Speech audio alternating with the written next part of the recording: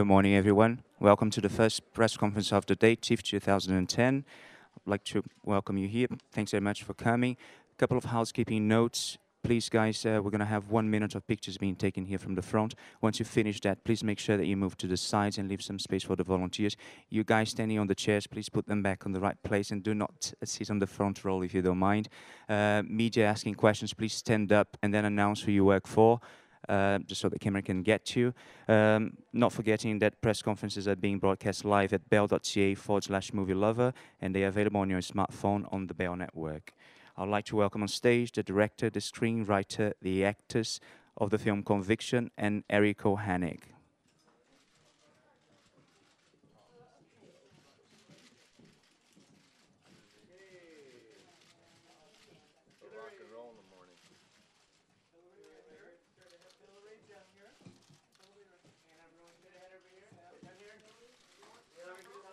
A hug together, like a group hug. A group hug together, like a hug. Well, that's 9 in the morning. Up to your left, everybody, please. No, to your left. Don't forget the people on the left. Yeah, exactly. Thank you very much. Hey guys. Sammy and Hillary. There we go. Jazzy, yeah, beautiful. Sam, get happy, Sam.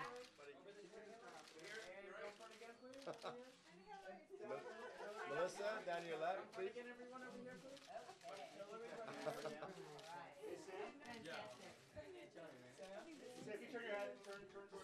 Thank you, guys. Guys, to your places, please. Thank you, Eric.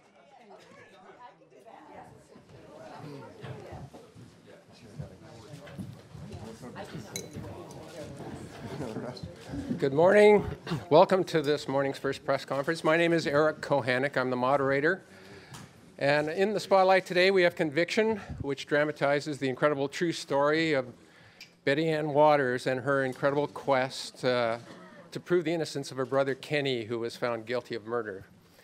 With us today, we have a stellar panel. Sitting next to me is director Tony Goldwyn. Seated next to Tony is screenwriter Pamela Gray.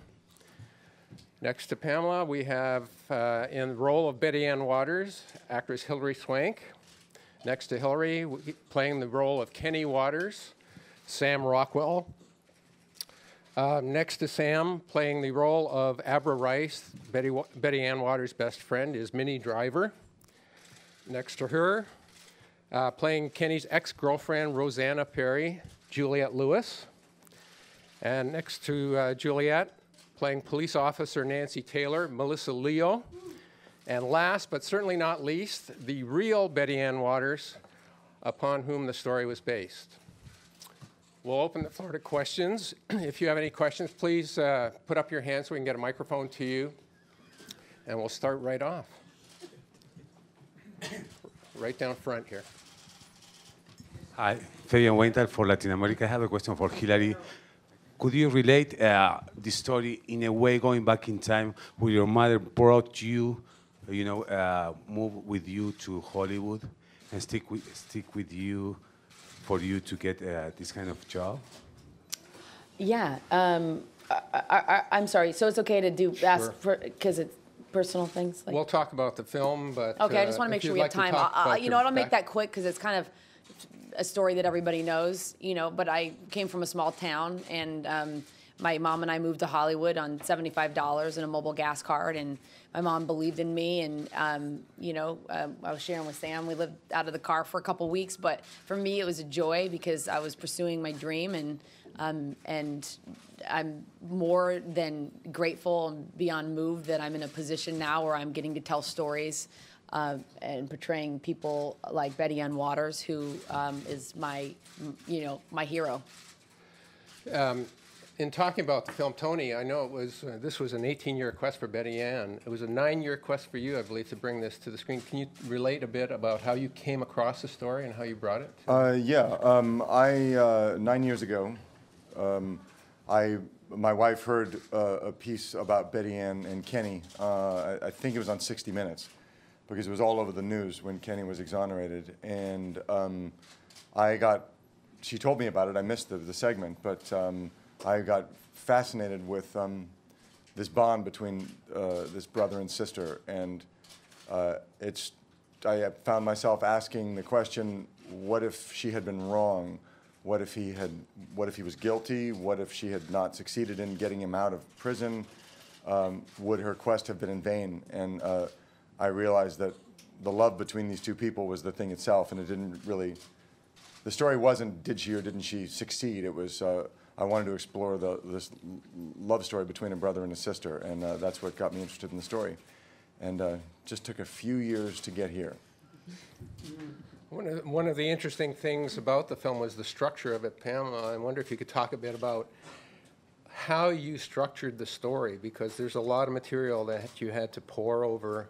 Yes. And it's not exactly a chronological telling of the story, but I wonder if you could talk a bit about how you structured that.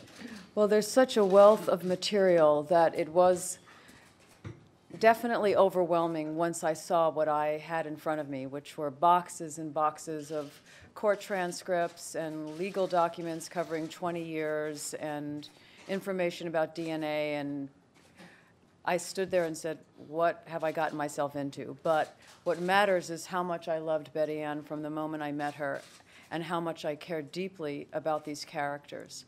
So that connection to the human part of the story is what carried me through the whole writing process, while I was simultaneously trying to work with multiple time frames. The story there's just too many reverberations. You're not just able to follow Betty Ann's quest in the present to exonerate her brother. You have to understand this brother-sister bond as it was formed in childhood. You have to understand who Kenny Waters was before his first arrest. He wasn't arrested for the murder until 2 years later.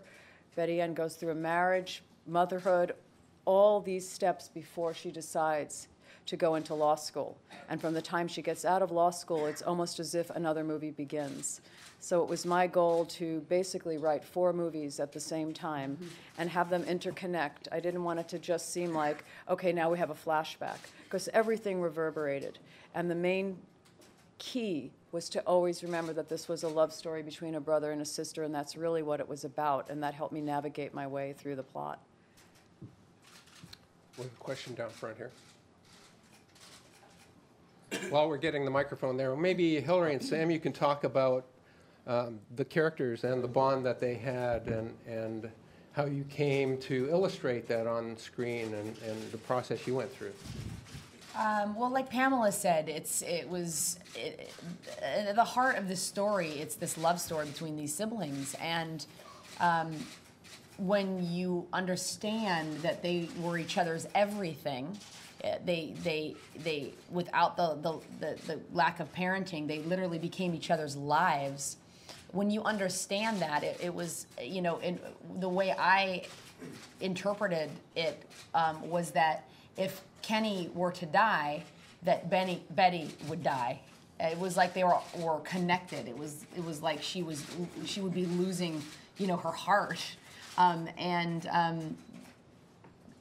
think that we all in our lives want to find love like that.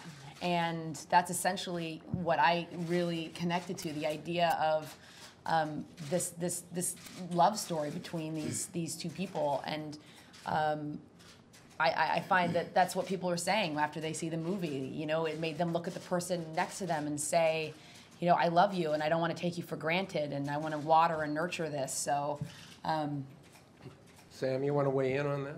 Yeah, I was actually telling my friend about a movie I was actually cut out of, but I did some research, and it was a war film, and I read this article called Men at War, and I sort of liken Kenny and Betty Ann's relationship to soldiers at war, when they've been through something where they'll jump on a hand grenade for each other. I think that's what happened in their childhood. They went through such hard times that they were symbiotic because of that. They were inseparable, like that bond that soldiers have.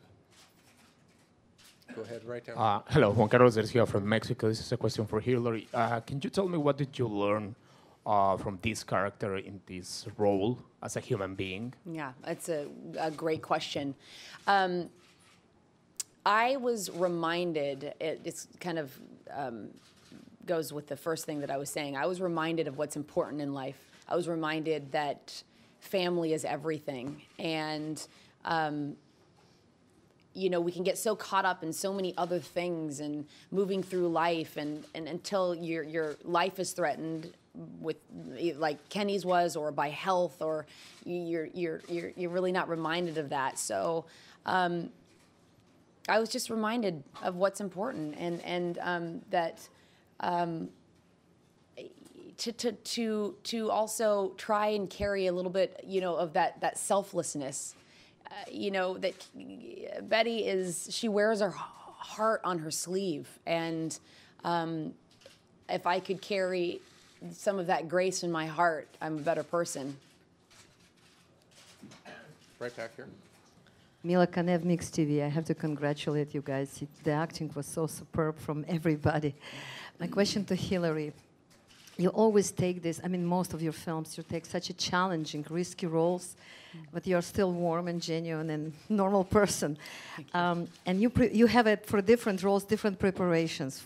For Boys Don't Cry, you lose weight, gain weight, and all that jazz. But I'm just wondering, how did you prepare yourself emotionally for that, and how much a real Betty Ann helped you out? Well, this film was, you know, you have an extraordinary responsibility when you're playing someone who's really lived. You know, if you don't do justice to this story, which is so beautiful and inspiring, I don't think I could live with myself. Like I said, Betty's my real life hero. So to let her down, and Kenny and their family would it would be the biggest regret of my life. The preparation, I knew I wanted to meet Betty at some point, but I don't want to meet her right away, because obviously, you know, she has this accent, and a Massachusetts accent is a challenging accent, and she has this cadence in which she speaks, which you're laughing, right? Because it's